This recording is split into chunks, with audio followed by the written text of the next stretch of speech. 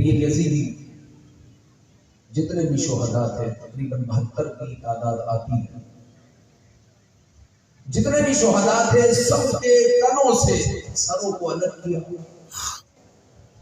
نیزے اس میں ڈالے اور نیزے ڈال کر جلوس کی شکل میں ایسے اوپر اٹھا تھا،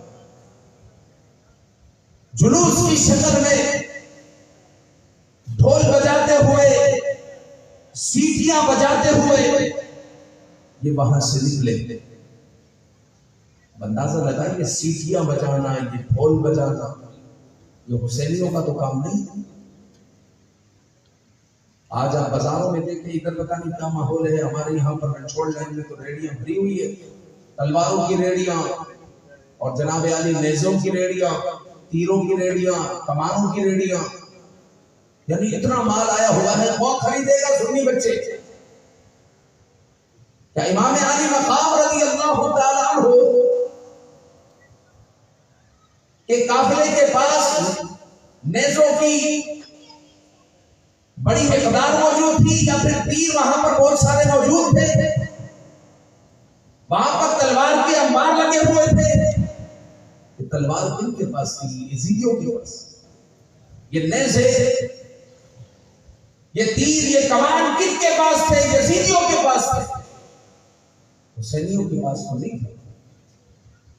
امام علی مقام تو نارمل سفر پر تھے۔ تو آج سنی بچے اور سنی لوگ اپنے بچوں کو تلواریں دلا کر، ڈھول دلا کر اور باجے دلا کر کیا ثابت کرنا چاہتے ہیں؟ کیا ہم حسینی ہیں؟ یہ باجے تو اس وقت کی شہنائیاں اور باجے تو یزیدیوں میں بجائے تھے، یہ تو حسینیوں کا کام نہیں ہے۔ امام علی مقام رضی اللہ تعالیٰ اور تمام شہداء کے سروں کو انہوں نے نیزے اندر گھوپے اور سروں کو جو ہے اوپر کر کر جلوس کی شکل میں سیٹیاں بجاتے ہوئے اور ڈھول بجاتے ہوئے یہ لوگ جو ہے وہاں سے نکلے، اور جو ہے اہل بیت کی مستورات کے ساتھ عالم یہ تھا کہ ننگی پیٹھوں پر ان کو سوار کیا گیا۔ حضرت امام زین العابدین رضی اللہ تعالیٰ عنہ کو باندھ دیا گیا۔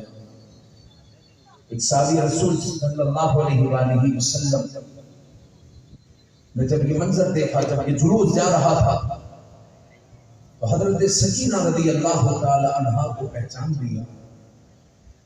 تو حضرت سہل جو ہے حضرت سکینہ کے پاس آئے اور کہا کہ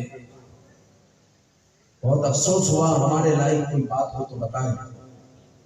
تو حضرت سکینہ نے کہا کہ یہ سر پیچھے ہے، ہمارے ساتھ ہے، تو یہ لوگوں کا ازدحام بھی ہماری طرف آ رہا ہے، یہ سروں کو آگے کروا دیں گے تو لوگ اس طرف ہو جائیں گے اور جتنی مستورات ہے وہ رش سے محفوظ ہو جائے گا۔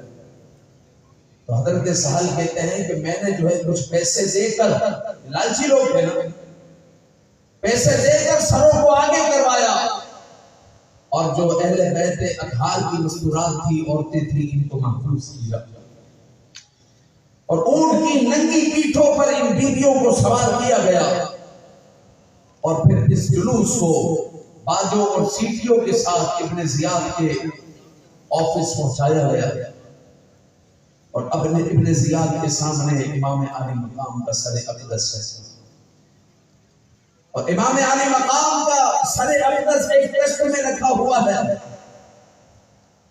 ابن زیاد کے ہاتھ میں چھڑی ہے، اور اس چھڑی سے جو ہے ابن زیاد ہونٹ کو اس طرح کر رہا ہے، کھیل رہا ہے، بے حرمتی کر رہا ہے۔ حضرت زید بن ارقم رضی اللہ تعالیٰ عنہ نے جب دیکھا، تو زید بن ارقم رضی اللہ تعالیٰ عنہ نے کہا کہ او ابن زیاد یہ کیا کر رہا ہے؟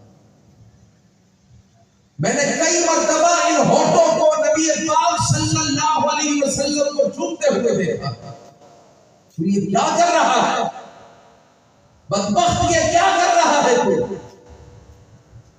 ابن زیاد کہنے لگا تیرے بڑھاپے کا مجھے احترام نہیں ہوتا تو میں تجھے قتل کروا دیتا، خاموش رہے۔ اس طرح حضرت زید بن ارقم کی بات بھی اس کے دل میں نہیں اتری، اور اس نے کہا لوگوں کو جامع مسجد میں جمع کرو۔